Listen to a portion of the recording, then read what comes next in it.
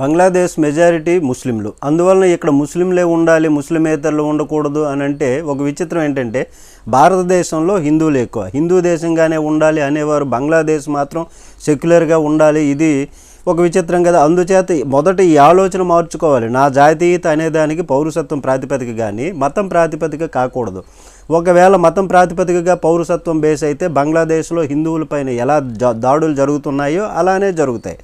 ఒకవేళ అమెరికాలో మెజారిటీ వాళ్ళు క్రిస్టియన్స్, నాన్ క్రిస్టియన్స్ ఎవరు అమెరికాలో ఉండకూడదంటే 40 లక్షల మంది భారతీయులు వెనక్కి రావాలి. వాళ్ళు అత్యధికులు క్రిస్టియన్సే ఉన్నారు 40 లక్షల మందిలో. మరి వాళ్ళు అమెరికాలో ఎట్లా ఉంటారు? మరి అమెరికా క్రిస్టియన్ కంట్రీ కదా. మరి ఇక్కడ మాత్రం మతరాజ్యంగా ఉండాలి అని కోరుకున్న వాళ్ళు అమెరికా సెక్యులర్గా ఉండాలి, బంగ్లాదేశ్ సెక్యులర్గా ఉండాలి అంటే అది కరెక్ట్ కాదు. మేము మాత్రం రిలీజియన్ కంట్రీగా ఉంటాము అని ఆర్గ్యుమెంట్ పెడతారు. ఇతర దేశాల్లో అయితే మెజారిటీ